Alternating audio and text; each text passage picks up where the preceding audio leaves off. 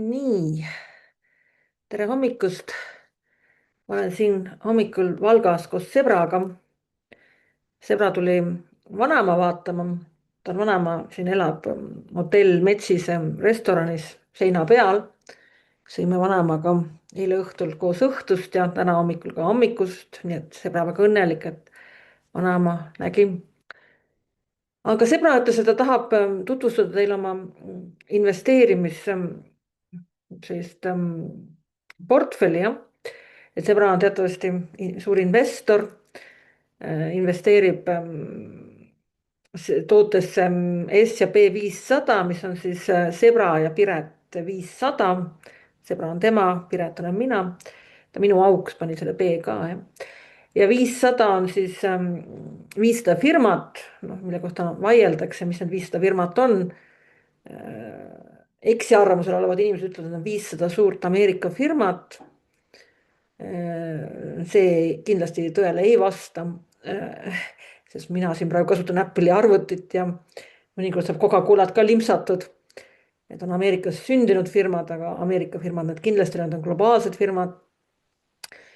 Ja kes on veel eriti eksiarvamusel arvatud, et on 500 mingi püsiv tsunft, nagu, et kui on ikka õiges tsunftis, õiges perekonnas, ma ei tea, see võib olla mingi korruptsioon oleks sellise asja nimi, jah. Aga see ei ole, see on tippsport. See on selline, et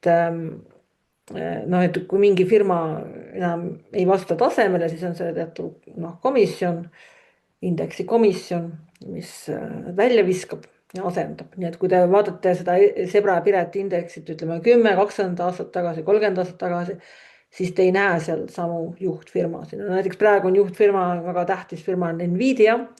Kõikidele väga meeldib, enamikele meeldib, ei tea, millega nad isegi tegelevad. Aga see ei takista meeldimist. Ja kunagi minevikus oli võib-olla rohkem selline naftafirmad, ExxonMobil ja sellised. ExxonMobil oleks siiamaani minu meelest seal sees olema, aga mitte enam nii tipus. Aga isegi kui see oleks selline korruptiivne tsunft, siis oleks asi nagu normaaljaotuse peal. Normaaljaotus on väga rangelt teaduslik teema. Et ütleme, seal on keskmised, kes teevad oma keskmist tööd, siis on need viletsakesed, kes kukuvad. Maksimum saavad kukkuda nulli, miinusmärkidesse kukkuda enam ei saa. Null on siis pankrot. Mis ütleme, kui te aktsiatesse investeerite, siis võitegi nulli minna, jah. Spirit Airlines just läks pankrot. Ja siis et head, kes on tugevad, nemad võivad siis minna ülesse ja ülemispiiri ju ei ole. Need võib minna tähtedeni ja järgmisse galaktikasse ja veel edasi. Ja see on siis võib-olla Nvidia juhtum. Aga seda tehakse siis veel paremaks, nagu öeldakse, seal on tippsport, tullakse juurde, visatakse julmalt välja, et S&P 500 ei ole rahvasport, S&P 500 ei ole mingit firmasid, S&P 500 ei ole 500 Ameerika firmat. Need on 500 globaalset firmat, mis on Ameerikas sündinud. Ja need ei ole kogu aeg samad firmad. Nii et isegi eelmisel aastal, kui on visatakse, et enamikes välja visatakse, selles kohta ei tehta mingit suurt uudist, nad lihtsalt visatakse välja ja on välja visatud ja tulevad uue tasemele. Ja Sõbra siis otsustas, et tema, kuna ta ei oska ühtegi asja, ta pole olemas.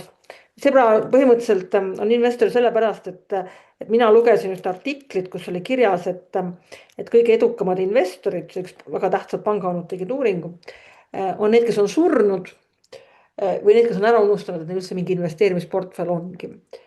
Ja see on selline väga, väga põnev teema selles mõttes, et kui sa oled surnud, siis sa oled surnud, jah. Ja kui sind pole olemas, siis pole sind olemas.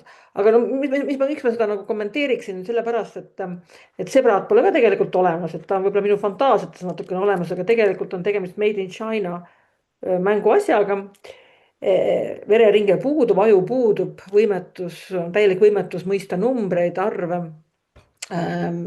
Mis asi on börs, Sõbra ei teaks, elu ilmaski midagi sellist.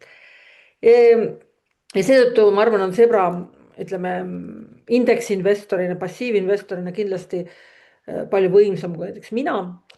Noh, mina olen inimene, mul on vereringe, mul tekivad igast mõtted, hirmud, kired.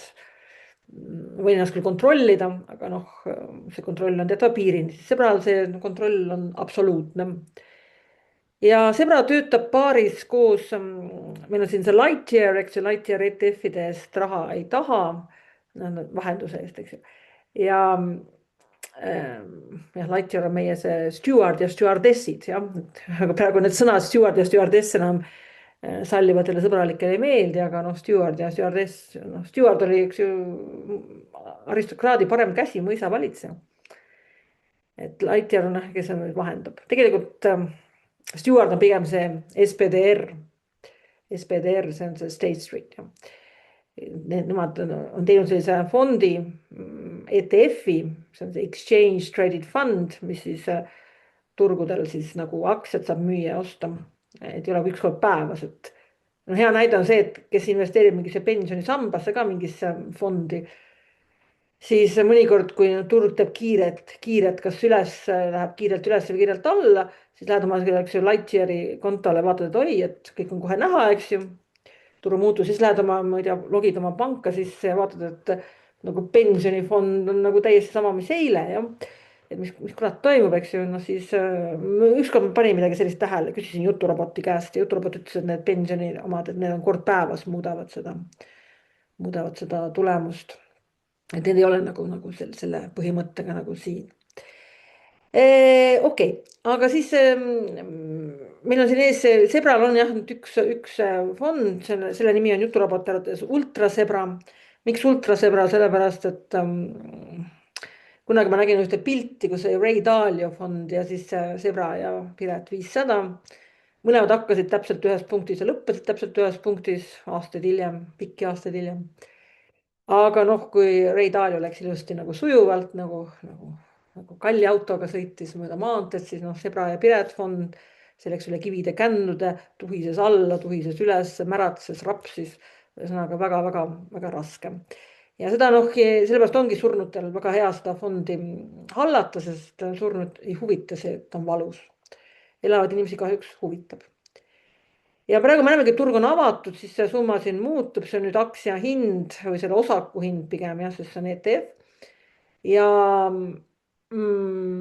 olemas on nagu murdinstrument, mis tähendab seda, et ma ei pea ostma kogu aeg seda ühte tervet seda osakut, ma võin osta ka noh, väikese osa sellest, mida Sebra näiteks teeb, kes Sebra, mina maksan ta toimetulekutoetust, tema igal turupäeval investeerib 2 eurot. Sest temal rohkem raha ei ole ja Lightyear ei luba odavamalt osta kui 2 on nende miinimum. Ja mina olen siis Sebra tankist, sellepärast et Lightyear ei luba Sebral isiklikku kontot omada, diskrimineerivad made in China mänguasju. Kahjuks me oleme julmas maailmas, aga nii see on. Ja siin on nüüd see tänane päev on alanud, turg avatakse, mis on 8:30, see vist mingi eelturg on ka vist jah, ma vaatan korraks. Jah, seal on mingi eelturg on ka siin rohelisega. Üks on mingi Tradegate Exchange, ma ei tea, mis see siis on, see on vist eelturg jah, seal on nagu, ma olen tähele pannud, et seal eelturul on ostu ja müügi hinna vahel on nagu suurem vahe. Et see on nagu, ma ei tea, aga siis see, mis on päris, hakkab kella 10-st, seal on nagu see väike ja praegu me näemegi, et ost on 15,31 ja müük on ka 15,31, mis on väga hea, väga hea. Ja Sebra siis kommenteeriks kõigepealt ka seda, et Sebra palus mul rääkides, ta häbeneb natukene siin jah. Et siin on see aum, see ei ole oom, see ei ole budistlik või hinduistlik palve, vaid see on assets under management, et palju sellel State Streetil on siin 14 miljardit eurot, fondi suurus ja investeeritusrahastus on väga hea. Betat meil märgitud ei ole, aga juturobot ütles meil juba ära, et me oleme high beta, kõlas nagu solvang, aga ta ütles, et see tegelikult tähendab seda, et siin sul on täiesti savi, kui asjad lähevad alla või üles. Ja mis siis nagu selle Mis meil nagu miks meil see savi on sellepärast, et noh, see on selline psühholoogiline ettevalmistus, see on nagu bensihüpe, eks ju, et sa tead ratsionaalselt, et bensihüpe on ääretult ohutum kui üle tee minna. aga kui see keha hakkab ikka rapsima ja noh, see on selline võimalus oma keha rapsimist natuke kontrollida. Nii, mida siis liigume edasi. Ja et fondi iga-aastane tasu, et just eile lugesin ühte kommentaari, kus kirjutas, et oli 17 aastat olnud see kurikuulus teine sammas, mida amoraalsed pangaonud ja ma ei tea, kes onud promovad. Ja ta ütles, et ta 17 aasta jooksul sai sellest tulu 4500 eurot. Ja see on juba, selles peaks olema vangi. Jah, selles peab olema vangi. See on, kui võtta, kui palju on 17 aasta jooksul majandus kasvanud ja niimoodi, siis noh, ma ei tea, see on rõve ja noh, suur osa sellest rõvedusest on see, et noh, pangad ütlevad, et jah, et riik käskis meil mingi hästi turvalisest ja blablabla, aga riik ei käskinud võtta kõrgeid haldustasusid. Sellist käsku ei olnud, see oli teie enda soov ennast noh, vaeste inimeste kannatuste arvelt rikastuda. Ja noh, see on sigadus ja no ütleme, siin on, miks Sebral on ka see State Street, siin on fondi iga-aastane tasu 0,03%.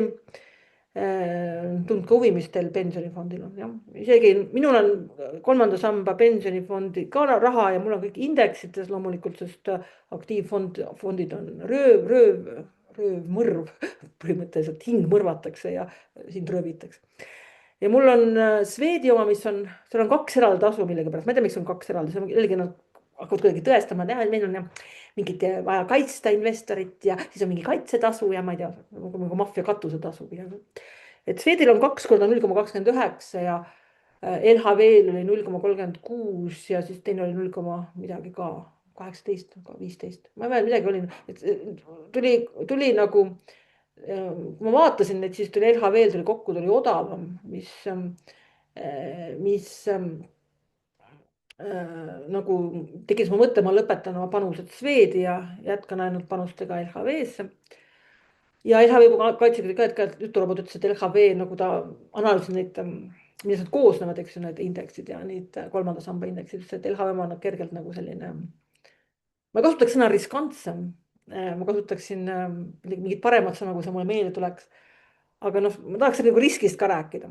Et inimesed, kes nagu ei taha investeerida, tegelikult võtavad kõige suurema riski läbi elukalliduse tõusu ja inflatsiooni ja mille kõige. Sellel asjal, mida siin Sebra teeb, on olemas täpselt 2 riski. 2 riski. Esimene risk on surm, mis Sebral puudub, sest ta on juba surnud, seda pole olemas. Ta on isegi parem kui surnud, pole kunagi olemas olnud, ta on mängu asi. Ja noh, kui mina sureksin, siis noh, kas see on siis oluline, kas mul üldse mingit raha või fonde või midagi on, vist ei ole. Ja teine risk on lääne tsivilisatsiooni hukk, mida ka siis igal pool foorumites kõvasti räägitakse, aga noh, mis ka väga reaalne ei ole. Ja millele, isegi kui ta oleks reaalne, siis millele mina ei panusta ja Sebra kohe kindlasti ei panusta. Ta on küll made in China, aga ta on Saksa Sebra. Ta on Saksa Sebra, nii et tema nagu Saksamaa on ikkagi Euroopa juhtiv majandus, siiani vist, kuigi ka vist languses. Ja ei, me ei panusta siin lääne tsivilisatsiooni hukkule.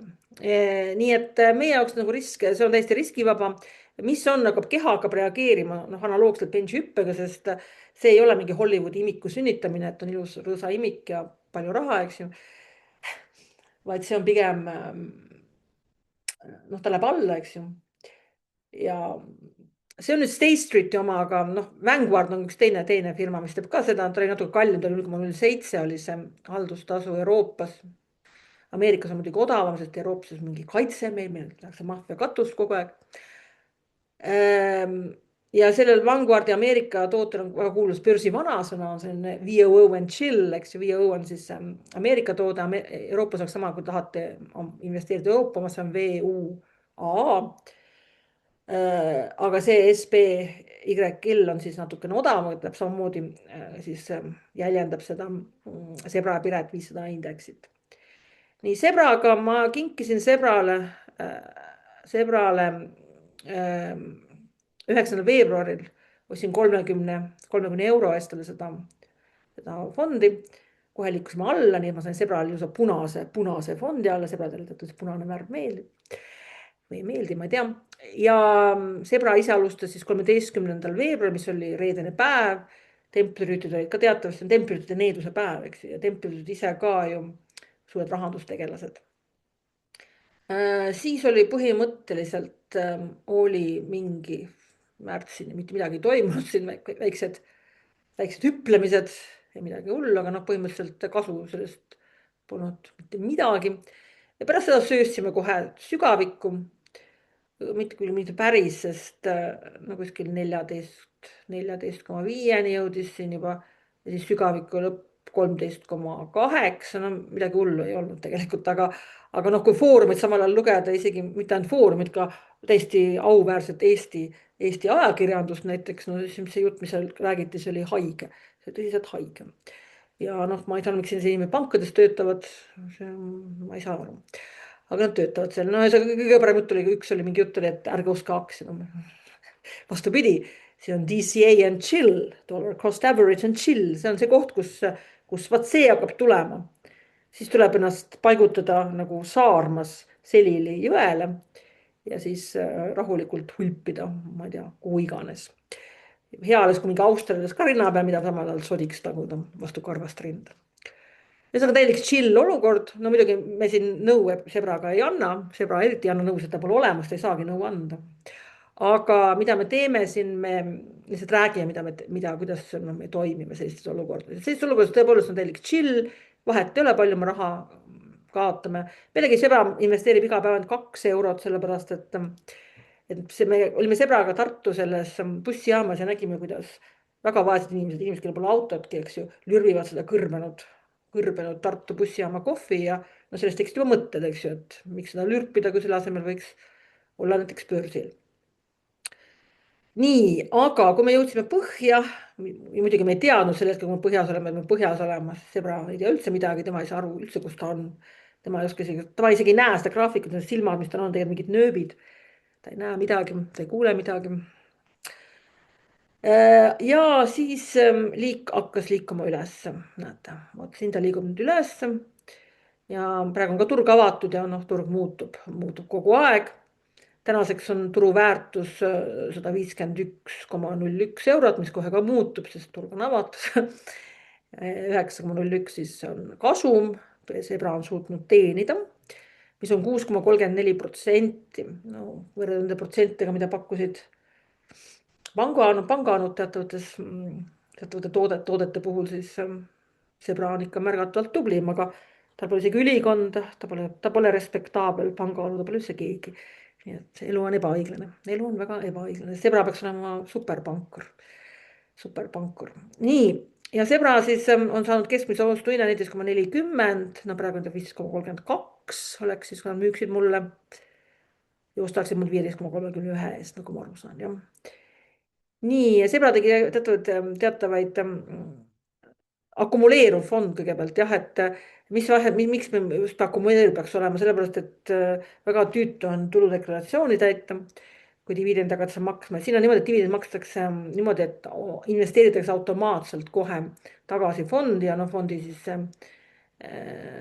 fond teenib rohkem. Sellel fondil puudub igasugune, et Sebrale pakuti välja, et ehitame sellise heki, et lõvid eemal hoida, jah, et igast lõvid on seal börsil, kes neid ära söövad. Ja lõvid, kuna noh, see on need dollarites on näiteks vaat siin on need firmad, mis siin on, mis kuulub, suuremas osalused, kuva kõik investeeringud. Siin on Nvidia turukapitalisatsioon 4,8 triljonit dollarit. Kõik vajutasid korraga sell nuppu ja siis vaevalt see kõik 4,8 triljonit dollarit tekiks, aga noh, ma ei tea, see turukapitalisatsioon on väga siuke muinasjutuline teema. Aga see meil on see eurodes siin, jah, meil on siin eurodes, mis tähendab seda, et noh, et on olemas ka sellised S&P 500 jäljendavaid ETF-e, mis on ehitanud heki nendele lõvide vastu, kes kui dollari kurss on meil ebasoodne, eks ju. Aga ma võrdlesin neid tulemusi ja esiteks see heki ehitamine on kallis lõbu. Heki ehitamise ma nägin, oli mingi fond, kus 0,20 oli see iga-aastane tasu, sellest tuleb maksta. Ja tulemused olid viletsamad, pikaajalised tulemused olid raudselt viletsamad, nii et ma maksan viletsama tulemuse eest rohkem raha. Kui ma hekin, need jah, lõvidega me saame ilma hekita ka hakkama. Mõned märkmed tegin, noh, et investor on ikka sebra, eks ju. Tal pole tundeid, no roboti abiga investeerib kogu aeg igasugustes oludes, sest ta ei saa midagi aru. Jah, ütleme jah, et mida pangad teevad liitinimestega on halastamatu ja julm. Et ma soovitaks inimestele uurida, palju te maksate oma pensionifondi haldustasusid. Ja kindlasti ma ei saa soovitada, mida te peate tegema edasi, aga ma soovitan seda vaadata, palju te maksate ja mõelda sellega, kas te olete sellega nõus. Ja kui teile tundub, et see summa on ikkagi väga madal, sest noh, tihti öeldakse mingi 2%, tundub aga väga madal, eks ju. aga arvutage läbi, palju see on, juturobot aitab, et palju see on, selles mõttes, et te kaotate raha ja selles mõttes, et ei investeeri seda raha, mis on teil nüüd haldustasuks läinud ja see on väga räige summa. Nii ja siis YouTube'i väljakutse jah, et seal YouTube'is on üks onu, kes investeerib, ta ei investeeri igal turupäeval, ta investeerib igal päeval, ta päevadega ära jaotab, aastapäevadega $5. ja tema on selles mõttes inspiratsioon, et tema oli esimene aasta tugevas punases, eks ju, mis on tavapärane võib-olla. aga jällegi ma ütlen, et tavainimesele, kui närv peab vastu, siis langevad turud on ikkagi kõige parem viis, ma arvan, raha teha. Sebra arvab võib-olla, mina ei tea, mina ei arva midagi, mina ei tea midagi. Nii ja siis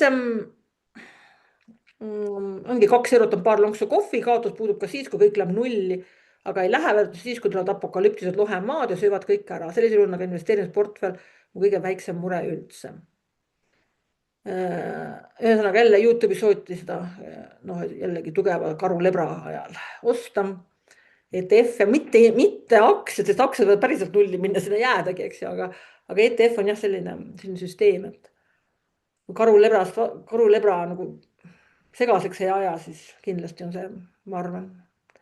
Teistele ei soovita, aga endale on alati soovitanud ja sebra soovitab alati kõigile, tähendab kõigile ei soovita, mulle soovitab. Sebra ei ole ka teistele midagi soovitada. Nii ja siis on see sebra pluss, mis on siis väga selline vonklev. Ja siis ma nägin Donald Trump vahepeal säutsus sellise Iraani sõda, jah. Ja siis igast lollid uudised, kus noh, sellised uudised peaks olema keelatud tegelikult, sest see on noh, kuidas strateegid hirmutavad inimesi, et ei tohiks aktsiaid ostada ja 5.04, aga noh, vaatame siit, eks ju. 5.04, kus me siis umbes oleme, 2.7, no vaatame, mis siit tuleb. Siis kui strateeg kirjutab oma strateegilist jama respektaablisse ajalehte, siis meie liigume vot siia, eks ju, no ma ei tea, miks selline jutt, eks ju. Muidugi me võime veel kõvasti alla liikuda jah, ja uuesti punaseks minna ja kõike, igast trikke teha, aga põhimõtteliselt see, et kui lääne tsivilisatsioon eksisteerib, siis on alumine vasaknurk, ülemine paremnurk ja vahepeal tehakse palju haiget. Aga noh, tavainvestori kõige suurem relv on see DCA and chill. DCA and chill, vasaknurk, alumine, paremnurk, ülemine, kõik. Strateegide ja analüütikute ja panganude jutt tuleks eirata. No meie niimoodi mõtleme, ma ei tea, kuidas teie mõtlete, mõtlege, kuidas tahate. No siis vahepeal oli miinusest, ma kirjeldan oma miinuseid. Sir Desmond tuli jutuks. Sir Desmond oli tegelikult muidugi libasebra, sest ta teeskas ka, et on loll. See oli Yes Prime Minister, see The City juht oli jah. Sest kui talt küsiti, noh, tal olid mingid kauplejad, olid seal mingid jama kokku keeranud ja siis see Desmond oli hetkeks nagu silm nagu särama, kui palju sa tead umbes. Et ta mängis lolli, ta mängis sebrat, aga ta tegelikult ei olnud sebra. Aga ta oli naljakas, kui ta oli see Financial Times oli seal kaenla all ja siis Sir Humphrey nagu küsis selle kohta, et ta ei saa majandust midagi aru, sest ajalehest ei saa üldse midagi aru, mis seal kirjutatakse. Mis on tegelikult peale Warren Buffettit kõige parem strateegia üldse, parem mitte, sest see on täielikult psühhopaadide nagu selline elukoht, see börs, et mida vähem sa aru saad, seda parem. Nii, et sebra hammustaks strateegia kindlasti, jah, muidugi, kui tekitab inimestes, ehmatab inimesi, eks ju, käskib võib-olla teist sammastki osta, see hull, eks ju. Oi jumal. Nii, okei. Ja siis plussis ja näed uued rekordid juba, jah.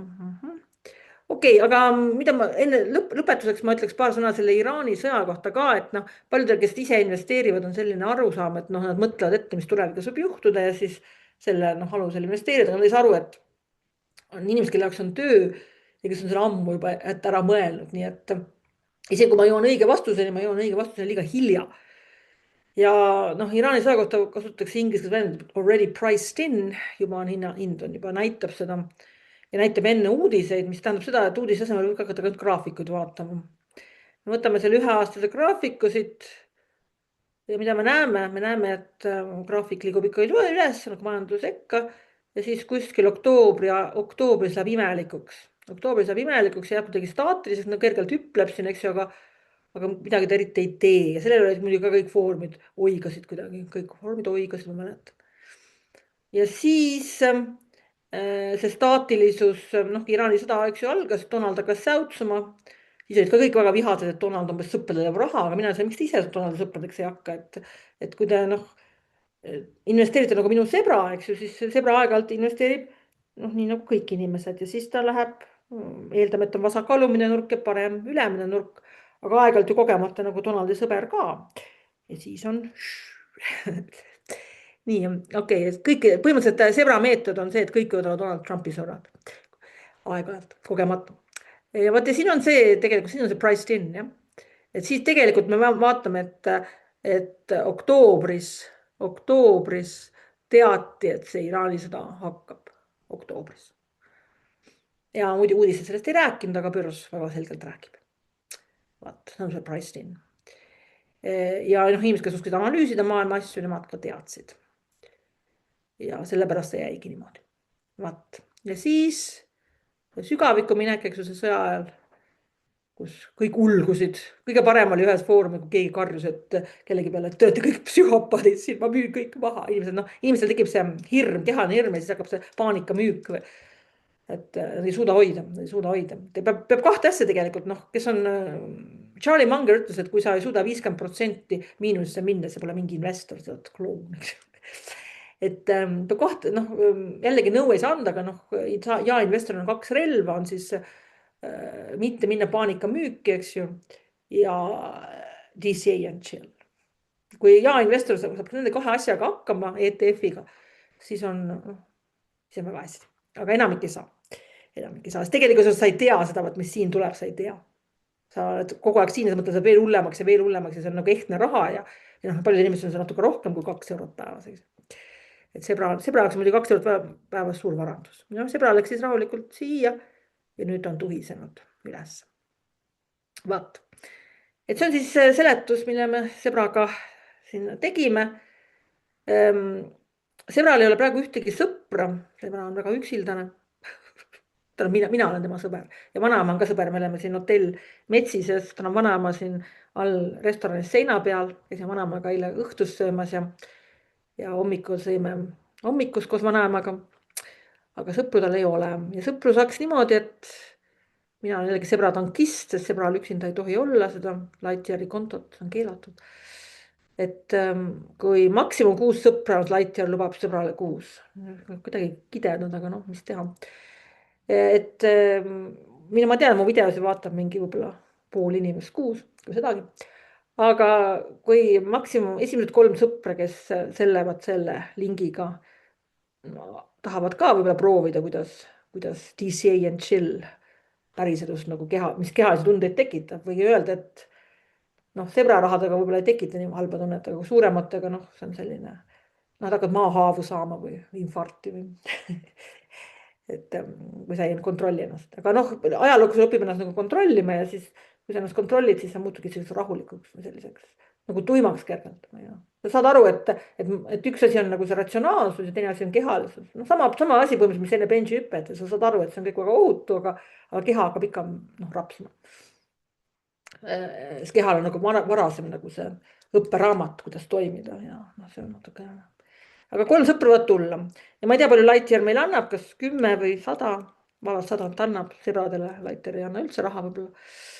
Aga jah, et kui nad tulevad selle süsteemiga, panevad oma kontole vähemalt 100, siis nemad saavad sama boonuse. Ja kui ma panen selle lingi, panen kommentaari oma video alla ka, siit saab ka kopeerida otse, et kus selle lingiga nagu liitub meiega, siis Lightyear, ma ei tee siin Lightyeari reklaami nagu selles mõttes, et nendega ma kuidagi ühenduses olnud ei ole.